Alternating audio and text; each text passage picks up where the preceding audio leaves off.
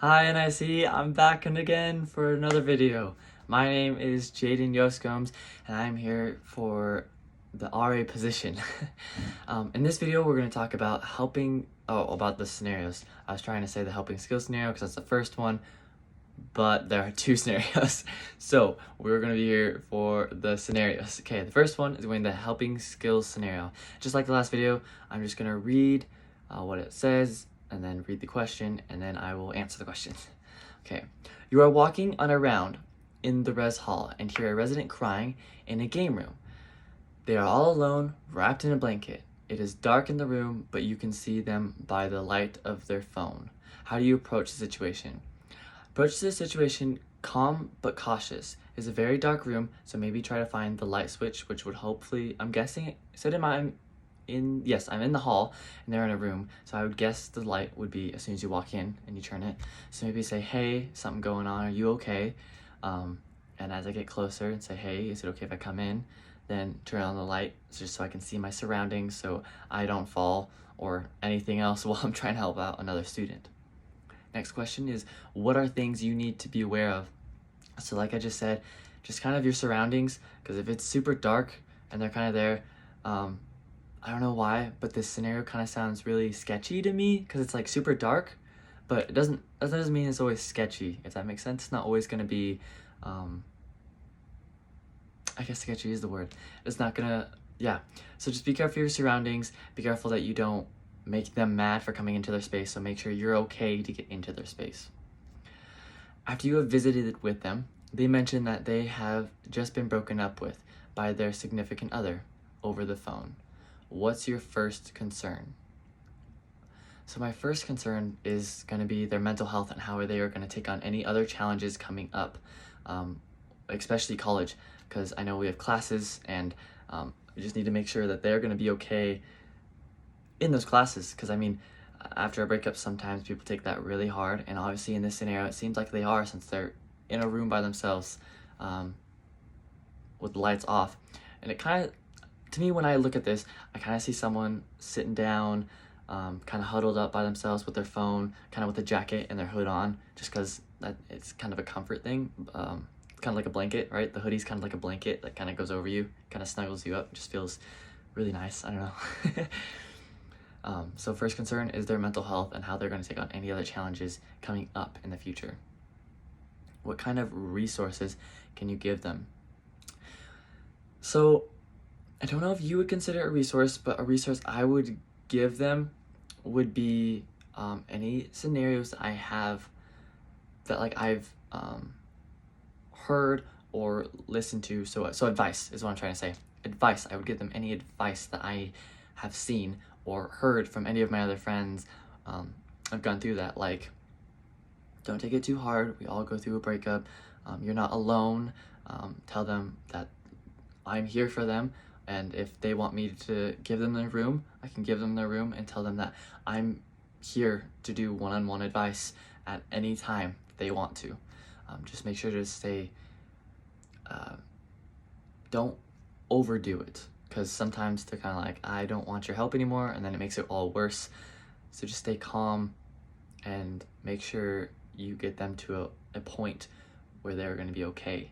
So any resources you can ask them too. What resources would you like me to give you? Is there anything I can do to help you? Like, maybe all they want is just a honey stick. I don't know if you've ever seen those. It's a little honey stick. And I think you tear the top. I'm not 100% sure because I don't like honey all that much, so I don't have that. But you take it off and you kind of just eat it. And so maybe food is like a calming state for them, right? So a little honey stick might be kind of nice. Next question is, oh, whoops, just did that one. What's your next step? So that next step is kind of what I said with resources, would be helping them do anything, kind of like check up on them maybe for the couple next days, for 3 days, and then if it seems like it's going okay, they're doing all right, they're still up and everything, maybe check on them every week, kind of slow it down a little bit so that they don't feel overwhelmed, because you don't want to ask them every day and they're like, why is that guy asking me every day? I don't want. So be able to give them their space, but also make sure that they are okay. All right, Sorry, my computer is up here. You guys are below my computer, so I have to move it down. Okay, next scenario, conflict management scenario. You're sitting in the AR office around 12:30 on your duty night. You can hear yelling coming from the front door, foyer. I'm not sure what foyer means, but from the front door, I understand that. As you get up and look, there is a drunk resident arguing with another drunk resident.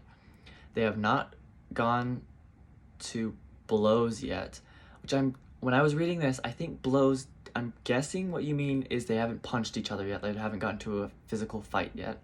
And then it says, but one just keyed in and now they are moved into the lobby. How do you approach the situation? So in this situation, how I see it is two boys, very drunk, kind of walking in, kind of fighting a little bit. And as I've learned about alcohol from classes and stuff, it makes your emotions kind of a little bit off. So come in with a very calm state. Maybe say, hey guys, what's going on? And maybe with two college boys, I really think, I don't want to call it backup, but at the same time it is backup. So call another RA or call Paula, which I believe is my boss. So that's what I'm going with for right now is Paula, or security, someone who is an adult or someone who I trust to come and help me with a situation like this. Come in with a good manner, maybe split them up a little bit so that they don't have the temptation to come over and punch all of a sudden for no reason, right? Maybe split them up, talk by one so that they can't hear each other and start yelling at each other and get more frustrated. What are things you need to be aware of? So from my experience, I worked over at a movie theater and there was actually a drunk guy who came in and he kept saying that I think he's lost his phone is what it was. And so they seem to repeat themselves more times than needed. So just to be aware that you are going to have to be, or what I'm going to have to be aware of is that they are going to repeat themselves so many times. You have to keep telling them and you have to help them move. Otherwise they will sit there and ask that same question over and over. With the guy who I had to say, it's okay, we will try to find you. I got his number so that we could call him. And as I was trying to have him exit the building, just because he was getting super angry at my boss, he just kept asking the same questions over and over. And we had to redo it like 3 different times, like where we would start to go outside, he'd come back in and he wanted to ask the same question, like, I'm really worried about my phone, but like in a drunk voice. So that is, repetition is a big thing. So making sure that you are calm and ready for all of that. Things you need to be aware of. Yep. Okay. So third question, what's your first concern? First concern is that they are going to be calm.